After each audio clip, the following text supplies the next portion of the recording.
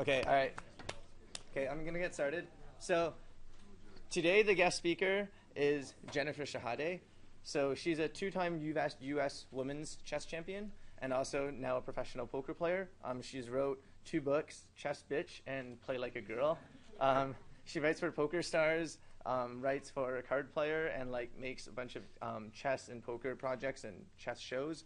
And so she's going to talk a bit about some of the poker lessons from chess and the differences between the 2 games, and hopefully talk a bunch about poker as well. So without further ado, all right, let's welcome Jen. Thank you. Thanks. I heard about this class last year, and I watched some of the videos online. And I was so excited. Poker's gotten so popular over the last decade, but in terms of academic prestige, it's great to see something like this going on to further that, which is very important. And I wanted to talk today a lot about some of the things I learned from chess and how I think that it could be applied to poker. And then also at the end of the class, I'm going to talk a little bit about being a woman in both games as the 2 titles of my book. That's a topic that's really interesting to me. And I'll also have some time for questions at the end. So you can also ask me a question about anything I'm talking about. Just raise your hand and I'll get to you whenever I'm done with my point. So don't be shy. Okay. The first thing I wanted to talk about is that both in chess and in poker, people are pretty obsessed with self-improvement. And it's kind of interesting to me because people are willing to spend a lot of money to take chess lessons, even though, unlike in poker, there's not really a lot of money in the prize pools for chess. Like, for instance, in the US Chess Championship, you might get $50,000 for first place. So it's a good sum of money, especially considering the fact that the expenses are all paid for and it only has 10 to 12 players, 12 to 24 players participating, but it's nothing like the $1 million prize pools that you see in poker. So when people pay money to do chess lessons, a lot of times it's more just for their personal satisfaction, almost like they're paying a personal trainer. But yet, it's still very difficult for people to improve at chess. And a lot of that is using the wrong resources. They just get hung up on maybe a detail about their game and don't focus on the things that they're actually really bad at. But before I talk more about chess and the parallels, can I get a sense of how many people here know how to play chess? Probably a lot, because I heard most of you even play bridge. How many people have actually played in a rated chess tournament? Okay, so that's also a pretty high percentage. Great, okay, cool. So in poker, people are willing to spend even more money for lessons and to get better on training videos and things like that, because they'll earn the money or save the money back in buy-ins that they don't lose. But one thing I found really difficult is in looking at a lot of the pedagogical materials for poker, it seems tough compared to chess. Usually when people learn chess, they're children and you're trying to really make them smarter, not just good at chess. Whereas in poker, you're teaching adults, and usually the goal is to make sure that they don't lose all their money. So that's pretty tricky, because on one hand you want to make them the best player that you can, but you also want to make it so they don't lose, and sometimes that gives problems down the line. What I think is really cool is I've watched a lot of the lectures that you've had already in this class and seen all the slides, and it seems like everything that you're learning about poker, you're kind of learning why, probably because you all have math backgrounds, but a lot of times that's not the case, so that's pretty cool. Well, one of the biggest similarities between poker and chess, especially no limit hold'em, is that big mistakes ruin everything. And another word for big mistake, which is very commonly used in chess, is blunder. That's what we use all the time when we talk about somebody, for instance, giving up a rook or missing a checkmate. I pulled up this image to introduce my discussion of blunders here for a very specific reason. For those of you who play chess, you might be able to point out a couple of things that are wrong with this image. But first, I'll say that whoever made this got a lot of the details right. I mean, it looks very attractive. It seems like they actually took some time to bend the cards and, figure out these opening moves. But they got something pretty wrong. Anybody notice? Yeah? Yeah, well, that's the first thing that everybody seems to get right. Even though you would think you'd have a 50-50 chance of getting white on right, seems that even more than 50% of the time it ends up being a black square on the right hand of the board, which is backwards. So that's one thing. But even more egregious, which is pretty rare, actually usually people get this right, is that, anyone notice? Yeah?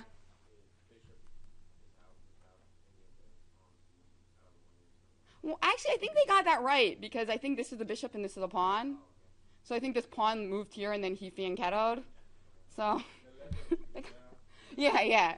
They got the numbers where the letters should be. That's really bad. You don't see that too often. So somebody actually took time to make this image, and if they had just like maybe done like a quick Google search or something that would have taken 20 seconds, they would have, would have been a cool image instead of kind of a disaster. Actually means that the board is right? That's true. I guess you're right about that. Yeah. So maybe they only made one mistake. Well, let's talk a little bit about avoiding blunders, which is important in poker, chess, and as pointed out to me earlier, Wilma said that I should probably mention that it's also really important in life. For instance, I used to travel a ton when I played in chess tournaments. I went to Russia, India, all over the place, and one thing that I was really bad at was not losing my passport. Like, I usually I think I lost my passport like 4 times or something. They thought that I was a terrorist at some point because it's like, why do I keep losing my passport? And eventually one of my friends who actually attended MIT just sat me down and was like, you just can't do that because that just like ruins your whole trip. You know, it's not like a small error like going to the wrong nightclub or, making like one like small mistake in a game. It just absolutely destroys everything. So I stopped losing my passport eventually.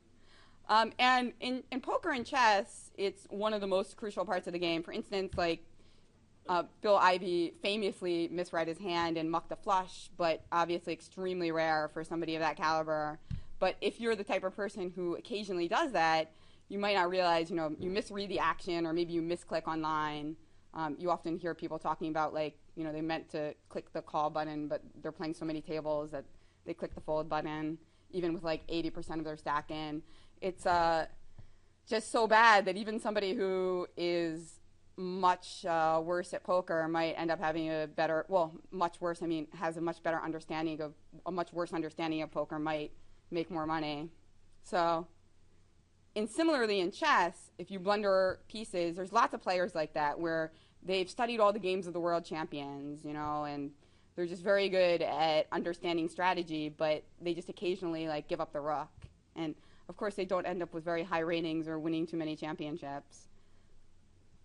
I was always kind of the opposite in that I feel that I was rather consistent when I played, even though I didn't really have that kind of background of, world championships or strategies or knowledge of the opening. So it really paid off in that I was able to beat people who knew more about chess than me.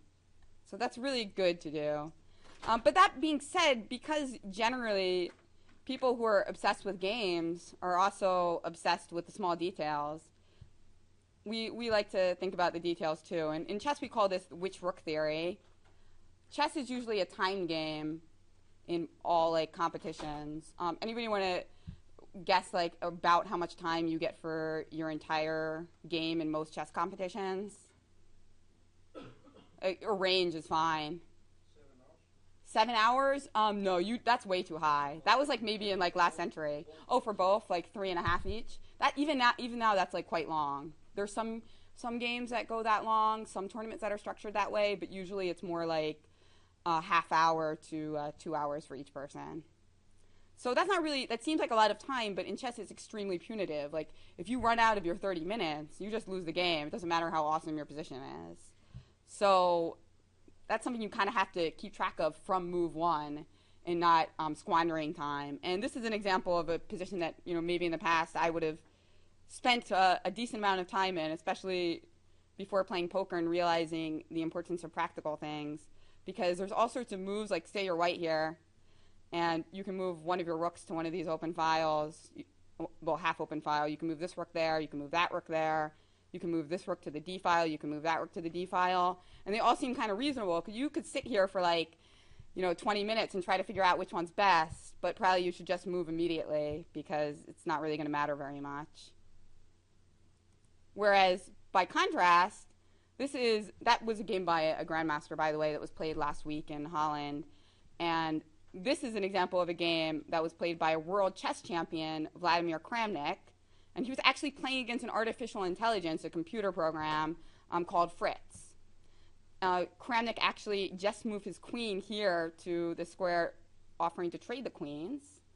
And that was probably the worst blunder that a world champion's ever made in a serious game, because white was then able to play his queen right next to the king and deliver a checkmate in one, because the knight here is defending the queen.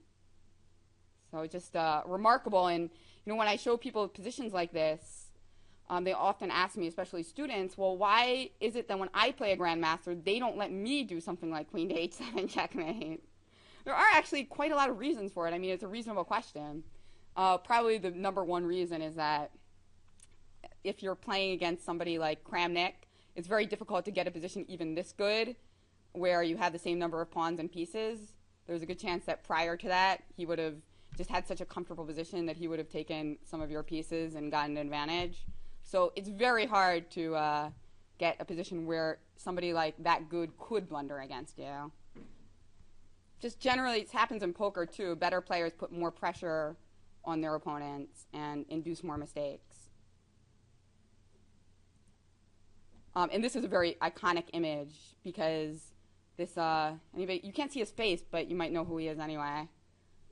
Yeah, that's Garry Kasparov with his very expressive face covered by his hands.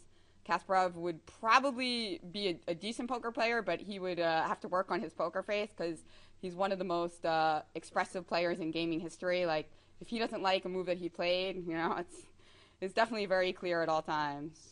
And this is from the match that he played against Deep Blue, which was sponsored by IBM and was kind of heralded as the defining moment where machines were better than humans at chess.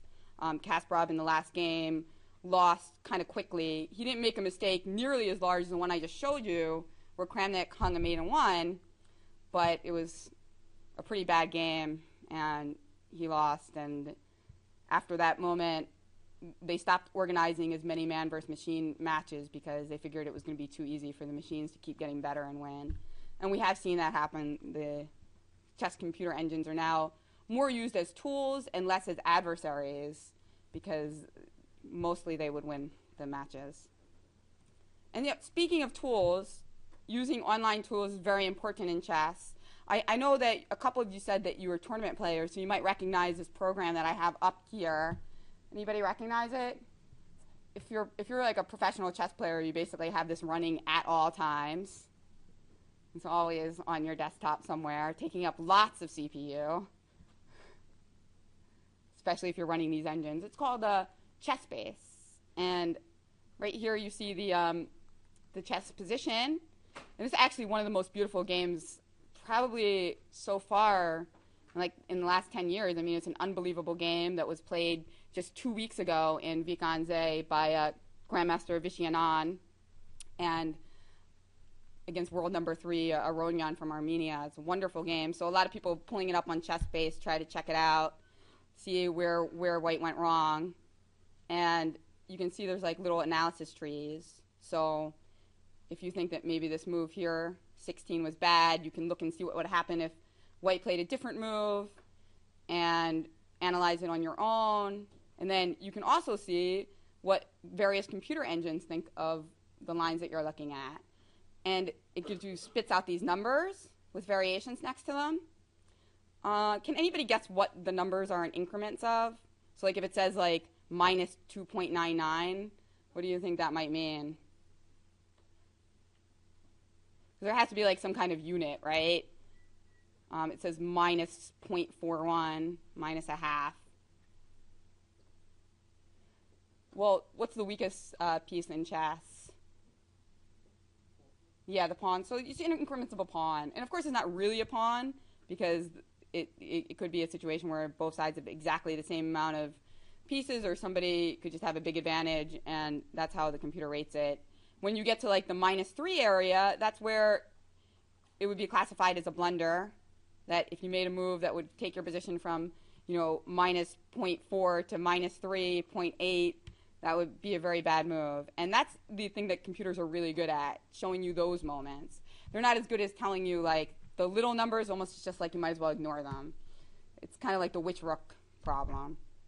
And and that's something that I think applies to poker as well. Sometimes when you get when you do some simulation and you get a number that's like so small like that, it's almost better just to focus on other things, which is what I'm going to talk about next. You guys are all using PokerStove. I saw it in like a previous lecture, right? So how many people, everybody has downloaded that and uses it for stuff? Okay, cool. So yeah, that's what I was going to talk about. I mean, one other thing I just mentioned is that when I started getting good at chess, I didn't have a laptop at first, so I went to tournaments and just kind of relaxed between the games, and then I got a laptop and I like instantly got a lot better. Didn't take very long. It took like 2 weeks. I mean, well, that's an exaggeration, but like 2 months, because that's how powerful it is to use things like this between your games. Just because it's so much information, and if you use it in a way that's like at least moderately active, so you're not just like clicking through and like looking at all the pretty moves and numbers change, which I guess I do sometimes too, but if you're using it all actively, you'll just get better so much quicker, because it's almost having like a training partner with you. And now we take them for granted because you can basically just access them online for free. So today I wanted to talk about something that kind of reminded me of chess in that way that it's going through analysis trees where you do this and that happens, you do that happens, kind of branching off. That's how we think about chess variations. So that the program you already know about PokerStove, and then there's also a lot of other programs that kind of simulate and analyze different possibilities. And there's one that I find particularly useful for tournament players called Hold'em Resources. And I'll go through a hand that and show how I think it's kind of similar to chess. So what you do here, I guess that looks pretty big. Okay, cool. You input the hand details. Like if you're playing in a live tournament, you might not remember the exact stack, so you can kind of estimate it. And in this situation, MP3 would be the hijack, and CO is the cutoff, small blind, big blind, etc. So you just like input all those numbers. And the one thing that this program's really good for is you can also input the prize payouts. Now that's really useful if you're, for instance, trying to figure out what you should do at a final table, which I guess a lot of you guys are making in your nightly tournaments. Like how many players are there in the tournaments on average? 45? Okay, so you've all made like lots of final tables. But I understand that it's not exactly the normal type of payout, that it's like you get points instead of prizes, but you could still use that for this. But if you're not at a final table, or you're just like kind of like maybe in the beginning to the middle of the tournament, you don't really have prizes. So you can do two things. You can just try to figure out what like is the best, as if it was a cash game or like the chip EV calculation. Or you can kind of like try to estimate something that would be similar to a small bubble factor or something, just put some numbers in there to kind of approximate an ICM. But in this case, I just put like first as 10,000. It could be anything. It could be 1. It could be 1,000,000. It just means that like it's a winner take all type situation. And then I put in the antes and the big blind and the small blind. Here you might notice the ante is kind of big. It's 300, and the big blind's 2,000, the small blind's 1,000. Sometimes the ante there would be like 200. And well, actually you don't really input the hand that you have, but I just put that there. So you then get an analysis tree, which reminds me a bit of that chess thing. So it shows you here, it's much bigger than this. I'm just taking like a screenshot of one part of it. So it also gives you a screen where you can say like how much you want to raise to, like whether you want to raise for the minimum, which in this case would be 4,000, or you want to raise like for a 2.25x, which I think is what you were teaching them to do, right? Okay, so that's what I put in here. And then it'll show you, okay, so it's like the equilibrium range, which means like the range that's impossible to exploit is raising with all these hands, and then if you were in the button, the button doesn't have that many more chips than you. You might notice they have 44K and you had 36K. This would be the range that they would jam against you, re-raise or 3-bet against you. And then you can go further down the tree and see, oh, this is if somebody else calls, like in the blinds, those blue buttons. That becomes even more complicated. But if they fold and it comes back to you, these are the hands that, you should call with, to basically make his strategy unexploitable, just the ones that will give you like a positive chip EV expectation. And then there's some other stuff here from like if this person raised. Oh no, I don't have that anymore. This is all from that. Oh, this is like the open shoving. So even though you have 18 big blinds, right? Like how many blinds is the moment where you guys usually are trying to like shove instead of like min raise? 15? 15 to what? Just like around 15? Yeah.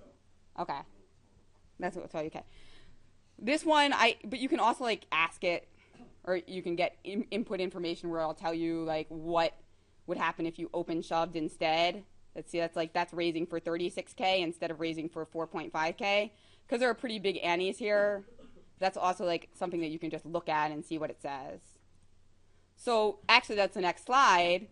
This is kind of the output that you get, which will show you that even if you put all those 18 big blinds in, just open jam, that it's still marginally profitable. You see up here it shows like ace, ace. If you did that with a pair of aces, it would be worth like 2 1/3 big blinds. And it shows you the hand that we had, ace 9, it shows doing that would be worth like 1/10 of a big blind. So even though it's like way more than what we'll, 3 more blinds than what we'll taught you to open jam with, it would still be unexploitable and okay. And this is actually assuming like pretty wide calling ranges from the 4 opponents too. So it'd probably be even worth more than 1/10 of a big blind against the ranges that they would actually be calling with. So that's kind of interesting to note, because then you can. But how much does it say you make if you just raise 4.5? Oh, that'll do next. Yeah. Because that's what we compare. Right. Yeah. Exactly. So then it shows you like, well, what would happen if you just raise call in this situation using a range of like your opponent, of that equilibrium range that we saw that they spit out of 16%, which is something like these hands, something around ace 5 suited, ace 10 plus, maybe ace 9 also. So if your opponent is jamming with all of those hands, what would it be profitable for you to then call with?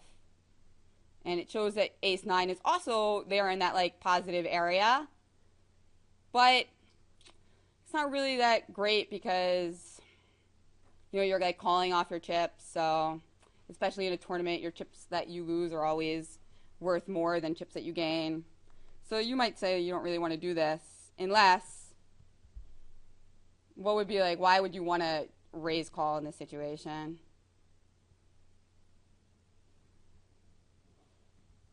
Because maybe you are with less than 15 big blinds. Oh, well, if you're less than 15 big blinds, then it's probably just really good for you to open jam, right? That would probably be more profitable because it would be like a larger percentage that you would be winning when they all fold. Although they might call a little bit more often, but... Well, this is assuming that this person's jamming with all of these hands, right? So what happens if we tweak that?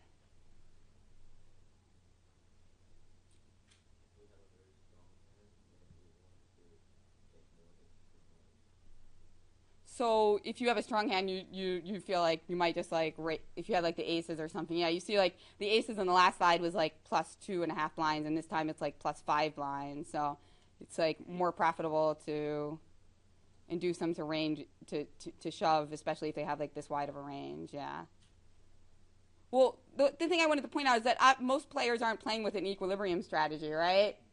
I mean, well, most have like some kind of tweaks.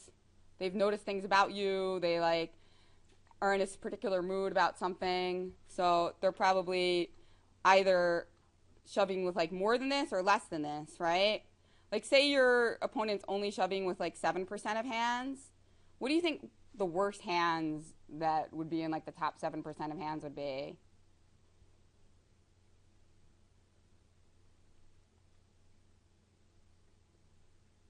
Like, give me like one of the worst hands in like the top 7% range.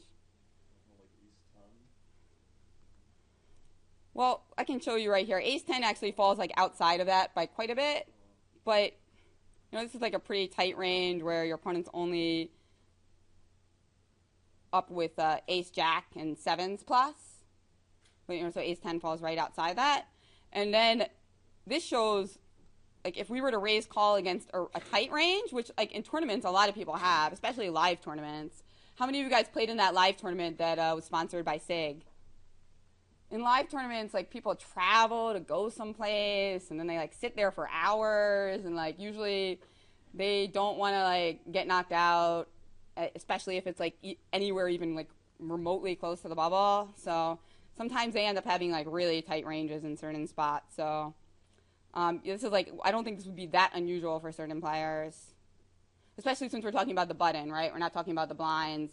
Obviously, the more people that have folded, probably the more most players will get wider and wider because they're not afraid of the fact that the big blind or the small blind might wake up with aces or kings or another really, really strong hand. So this shows that if we were to raise call against this type of range, we would be really burning money. It would be like totally horrible. So against such a player, we would obviously make the most money from doing what? The option that I haven't discussed. Yeah, you just make the most money from that because they're not shoving enough, so you're going to pick up the blinds and antes more often. But then when they do shove, you get to exploit the fact they have a really tight range by folding, which is great. And then this is another type of range, which plenty of people have, which is they're really wide in that situation because they think that people like to raise from late position and they can exploit that because they're not going to be calling off as much because of some of the things we talked about, you know, getting knocked out of the tournament and sitting there for hours. So they might have like a really wide range here, like basically be jamming with almost any ace and with like lots of random suited connectors. So against them, you notice we look at this ace-9 situation and we're actually gaining a full big blind by raise calling, which is great because it's a pretty significant portion of our stack. And if we did it with something like ace-10, it's like goes up and up. Whereas over here, even ace-10 is actually burning lots of money. So I guess this is just showing that in the equilibrium situation, it seems like all options are pretty similar. But then when you take real people who play differently, it changes quite a lot. And how you can use like a computer tool to analyze that. But still, I kind of like took this slide as part of like the blundering discussion because it still seems like the kind of situation that somebody might get caught up in that's like somewhat minor, especially if people aren't shoving those types of hands, you know, that if you raise fold or you raise call or you jam, it's not like probably the biggest mistake you made in the whole tournament. And that this is an error that just like in chess, people might obsess over, whereas maybe there is like something they can trace back to that was like far more detrimental or wonderful about their play that day. And that also I just wanted to point out that players who are good at games are really apt to be perfectionists, which probably helps more than it hurts overall. Like there's so many fantastic chess players who will just look for the perfect move in every situation, even though they know that they might get into time pressure and something bad will happen.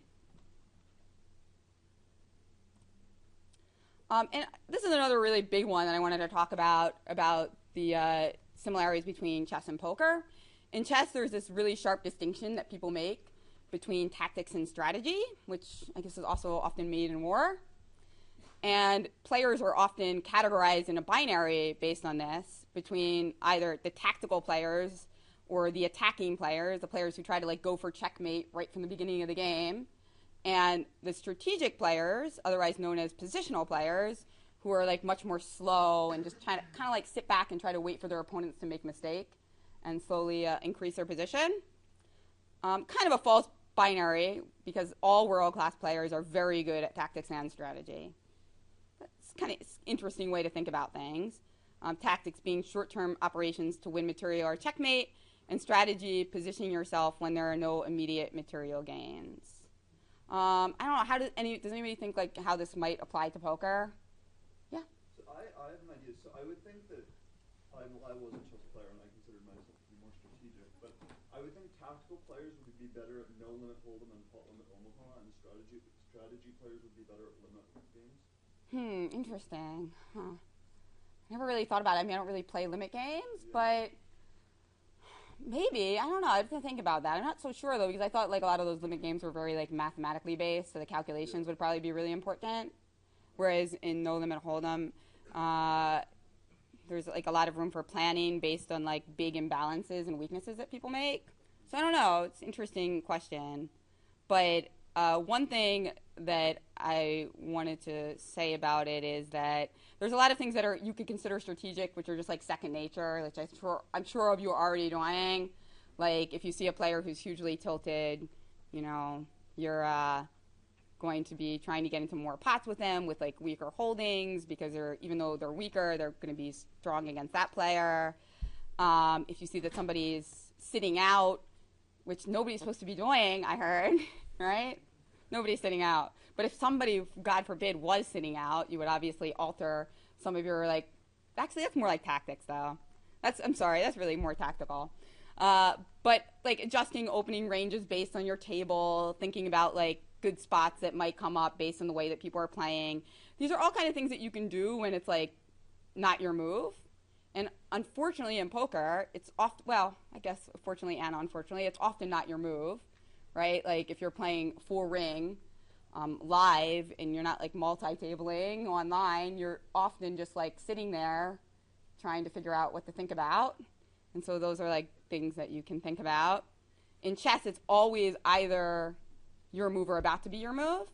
So a lot of people recommend doing that anyway. Like think about strategy when it's not your move, because you can't really calculate that effectively when your opponent has 5 moves that they could make.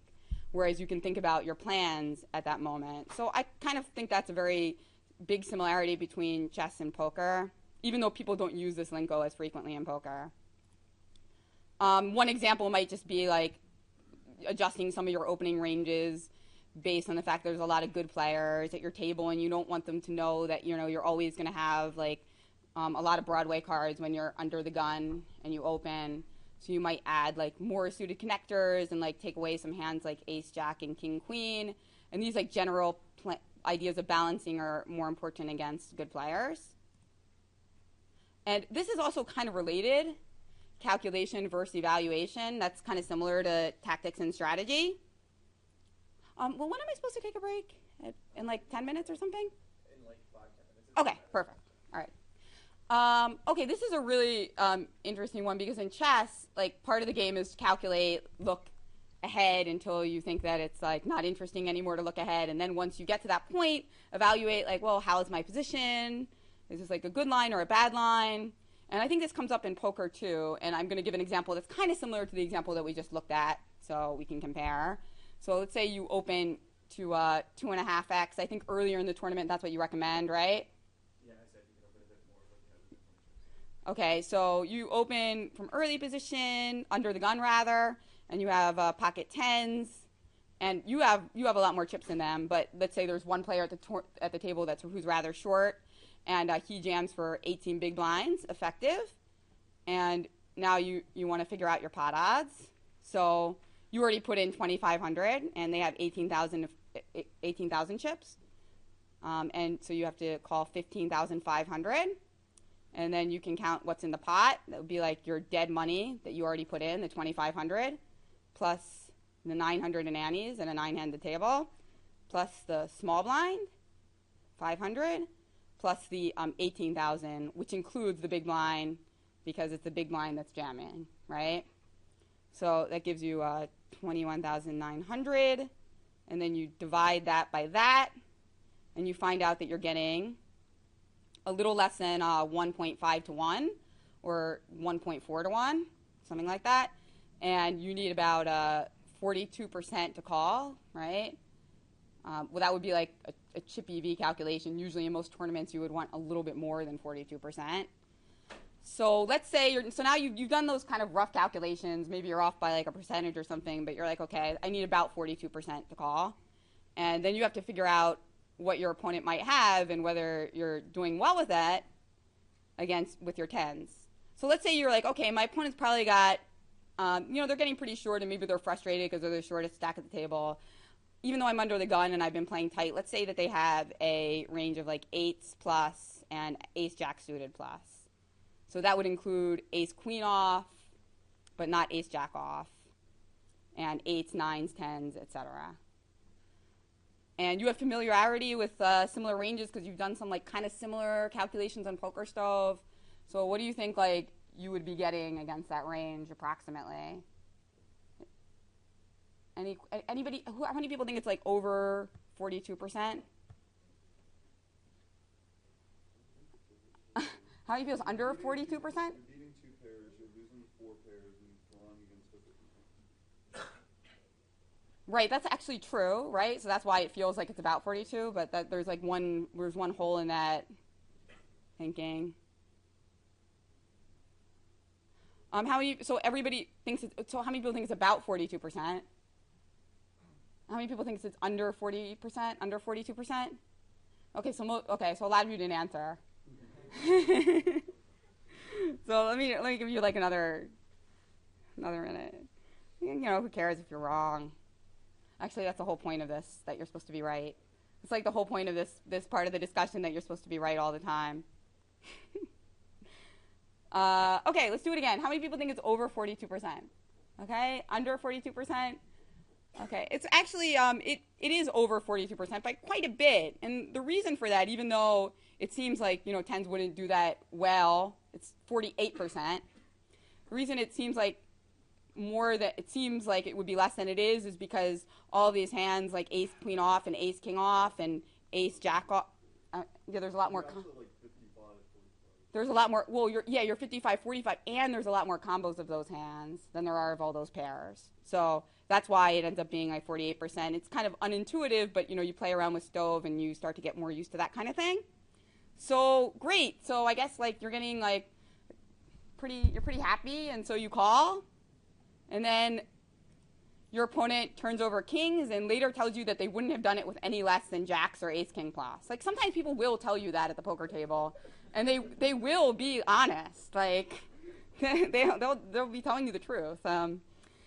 So you see, you had a problem with evaluation rather than calculation, right? So all your calculations were good, but you were just wrong. And in chess, that reminds me a lot of in chess, because the number one question that journalists ask chess players, well, mainstream journalists, not chess journalists, is how many moves do you see ahead? Which is a difficult question to answer because it really depends on the position. Like if it's an emptied board, even an amateur player might see 20 moves ahead quite easily, whereas if it's a complicated middle game, there's so many branches, it's like looking through a thicket. Even a grandmaster might only be looking 4 moves ahead, right? So that's why the famous world champion, well, I guess all world champions are famous, but Capablanca from Cuba, he famously said to one of these journalists that he only sees 1 move ahead, but it's the right one. And yeah, there's a lot of truth in that. It's really good to be right in poker and in chess. And that's why a lot of people who aren't so good at math or calculating are sometimes better than people who are better at those things, because they tend to be right more often. Okay, so I guess we should take a break after this, but quick question, like, what do you think your actual percentage is approximately against the hands that they said that they would have? Like, if they really only have, like, jacks, queens, kings, ace, king, and did I miss one? Aces. Okay, I think that somebody got it. I heard somebody get it about right. Yeah, it's like 33%. So it's a little bit, even a little bit higher than you might have thought, because again, those ace king has so many combos. So do we have any questions before you guys want to take a quick break, or you want to save the questions for later? Anybody got any questions on this before we move on? Okay, great. All right, so I guess we'll just pick up where we left off in 5 minutes, right? Okay, perfect.